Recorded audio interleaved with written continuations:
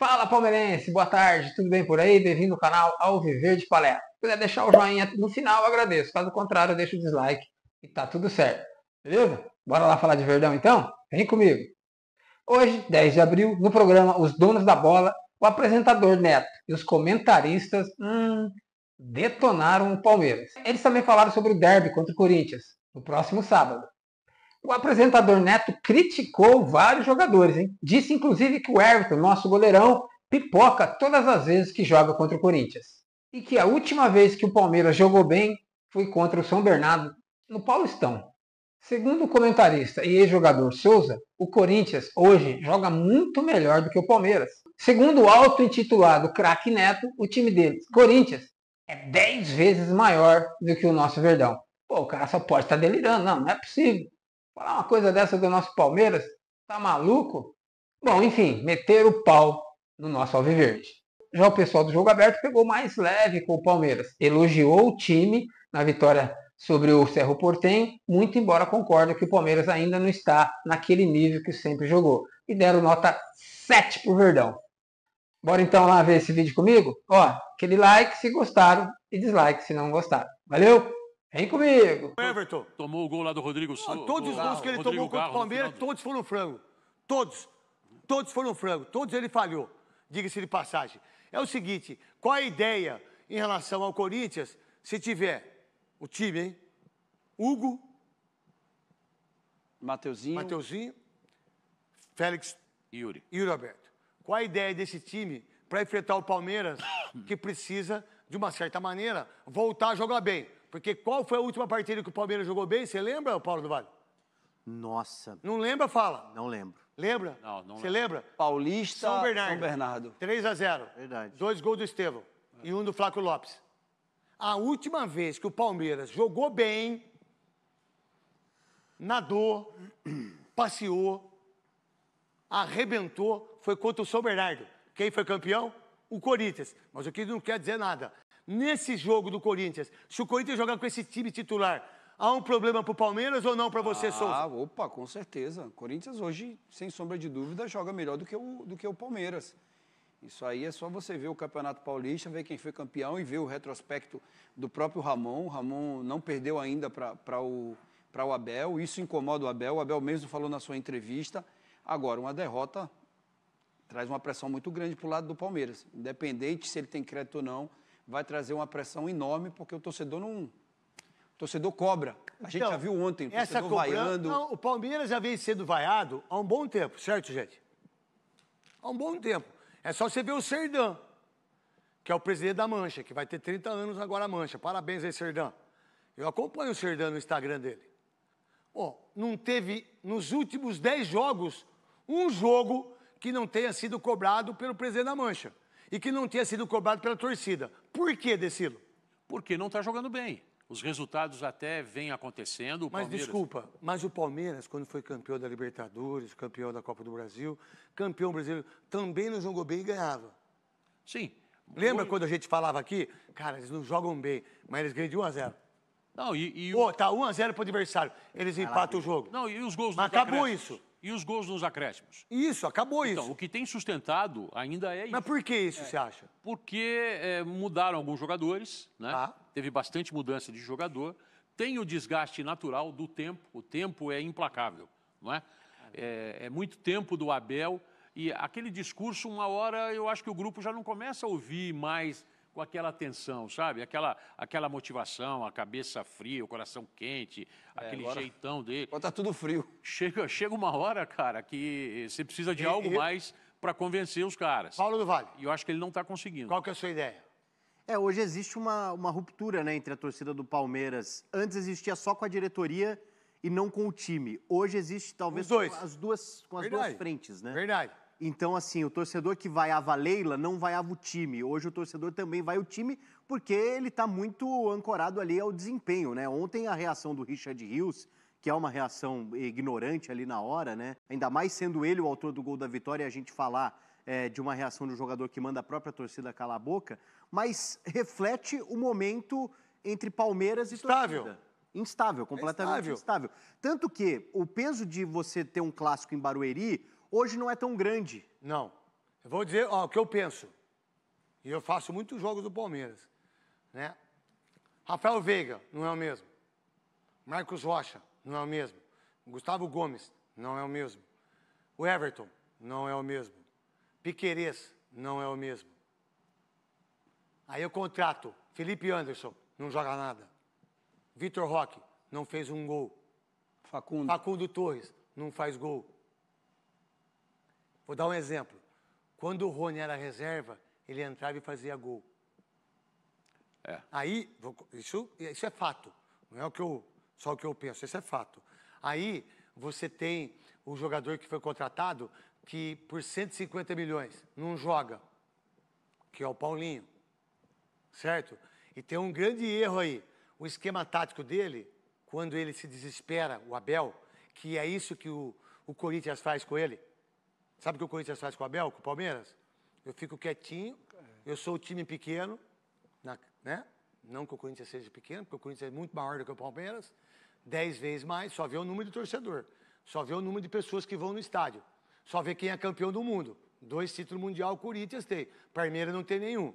Aí, o que o Corinthians fez com o Emiliano? Vamos ficar quietinho, deixa eles vir. A hora que a gente fizer um gol com o Cuca, aí a gente dá o bote e voltamos de novo. O que acontece com o Palmeiras? Ele muda tudo. Ele faz uma salada de fruta, não tem mais o esquema, não tem mais o foco. Tudo aquilo que tinha com o Rony, que tinha com Zé Rafael. Até o Dudu.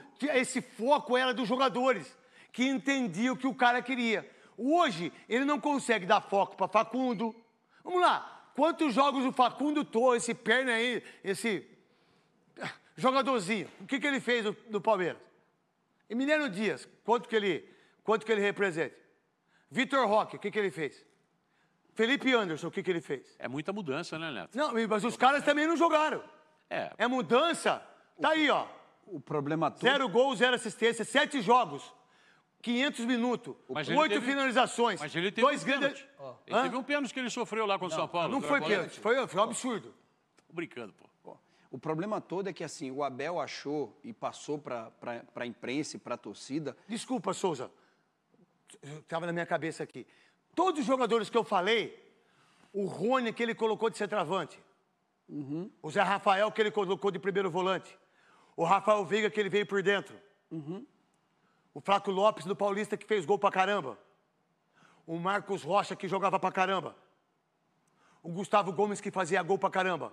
O Gustavo Gomes caiu muito. Não, mas todos esses jogadores jogaram com ele. Quando ele deixou esses jogadores e os outros que vieram, os outros que não conseguem jogar e ele não consegue tirar dos outros. E o problema todo é que a entrevista dele quando ganha um, quando perde é outra. Quando ganha, ele não fala nada do time. Aí quando perde ele fala bem assim, não, a gente está fazendo uma reformulação. Por que não falou antes? Porque o problema que parecia antes, que ele passava pra gente aqui, era que era o centroavante. Eu nem sei se esse rapaz vai fazer tantos gols. Falta o 9. Falta o 9. O 9 chegou, o problema continua ainda. Isso. Falta o atacante aí. Já chegou.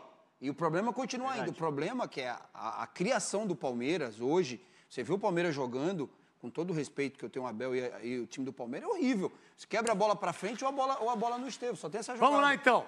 Quem falou sobre esposa não fui eu, Renata Fã, e sim Abel Ferreira. Eita.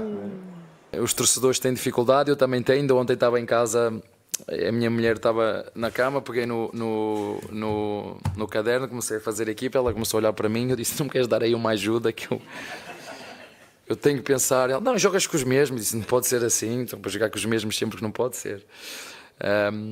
Mas está a ser um desafio novo para mim também, e para os nossos jogadores. Por um lado, eu sei que eu arrisco quando eu troco, mas por outro também digo aos jogadores que confio neles, como ainda foi hoje o Alá, preparem-se para jogar. É isso, as mulheres no futebol também convivem com o futebol, querendo ou não é? São obrigadas e muitas vezes elas amam também o assunto. Você tava olhando a escalação na cama, no caderninho. Tava revisando, Chico. Profissional, velho. Olha, esse aí trabalha, hein? Rapaz. Pô, naquela hora... Pô, minha mulher reclama que eu durmo quando dentro da cama. O cara cara fica escrevendo, pô. Pô, alivia aí, velho. Boa, Cicinho, boa. Você tá impossível, hein, bebê? Cicinho, hoje não sei o que aconteceu com você, hein? É nervosismo que você deixou o nervoso de São Paulo. E é isso, não é? Talvez até porque ele tá insistindo na escalação, tá quebrando a cabeça pra descobrir o time ideal, tá levando o trabalho pra dentro de casa, que tá funcionando na Libertadores, Chico, porque 2 jogos, 2 vitórias. Ah, não é a melhor performance, não é o Palmeiras ainda que todos esperam, mas 100% na competição mais importante do ano. Então eu acho Depois do Super Mundial. Eu acho que essa revisada ali na cama, né, ontem à noite, ajudou porque ele colocou o Felipe Anderson, onde ele jogava na Lazio. Revirada? Onde ele costumava atuar e atuou muito bem. Dá pra dizer até que o Felipe Anderson fez a estreia dele. Porque assim, quando ele joga no lado direito, é muito Você já difícil. revisou alguma coisa na cama? A gente sempre revisa muitas coisas. Enfim, isso aí fica levinho, né? Não, tem que revisar, né? Revisa, né, se deixou já o celular pronto com o despertador. É sempre. Tudo. A gente revisa as coisas. Mas o Estevão jogando pelo lado direito, era muito difícil o Felipe Anderson ter uma chance ali. Só que aí o Abel Ferreira, que pensa em todas as possibilidades do jogo, né? Ele perde o Veiga muito cedo, coloca o Felipe Anderson, mas aí o Estevão, claro que ele caiu pela direita, porque é a característica dele, fez algumas jogadas por ali, mas um pouquinho mais por dentro, o Felipe Anderson pelo lado direito, e aí ele deu assistência, ele deu passes importantes, ele estava confiante, é onde ele se sente à vontade. E o Estevão vai embora daqui 2, 3 meses, então o Felipe Anderson daqui a pouco naturalmente vai ocupar esse espaço. Mas não foi só isso, né? Foram 19 finalizações.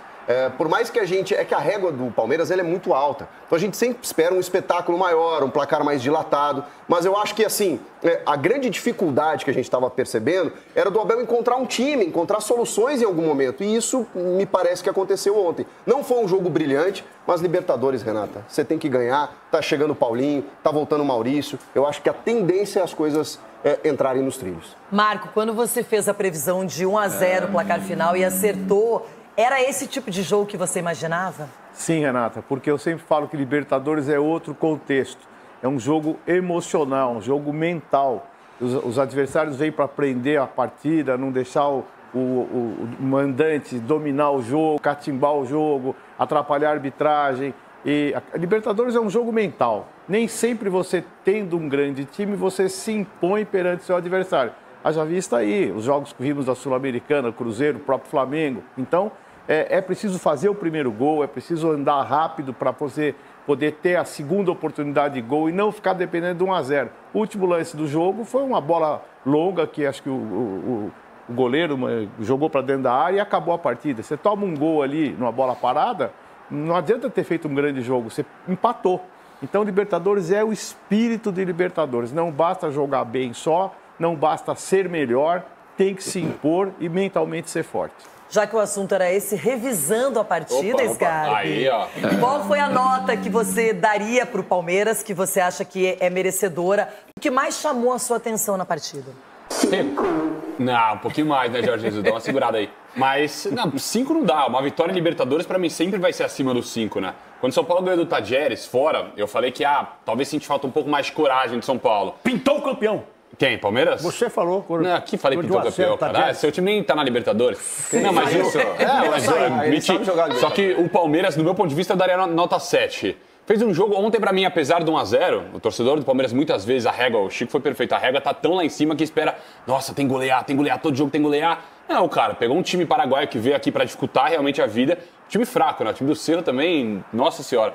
Mas um time abaixo que veio aqui pra dificultar, que o goleiro começou a fazer cera com 15 minutos, demorando pra repor a bola. Então o Palmeiras sabia que esse ia ser o jogo. O que mais me chamou a atenção, por incrível que pareça, foi justamente essa situação do Rios. Que aconteceu, claro, só que eu achei muito legal o Rios depois, porque... Nem era cotado necessariamente para ser titular, o Edu Dracena até falou que colocaria o Rios como titular e acabou acontecendo, né? Exatamente. E aí, o que vocês me dizem sobre o Neto e os comentaristas lá do programa dele? Pô, meteram o pau no Palmeiras, meu. Que isso, bem diferente do pessoal do Jogo Aberto. Impressionante. Os dois programas são da mesma emissora, né? Bom, mas enfim, eu acho que o Palmeiras está voltando devagarinho a jogar como ele sempre jogou. Uma vitória merecida, podia ter sido até por um placar mais elástico, mas venceu 3 pontos e está garantido. Vamos ver agora no sábado contra o arqui-rival. É isso aí, deixa aí nos comentários o que vocês acharam. Beleza? Muito obrigado, fique com Deus e seja justo, honesto, não minta para ninguém. Gostou, like, não gostou, dislike. A gente se vê. Avante palestra!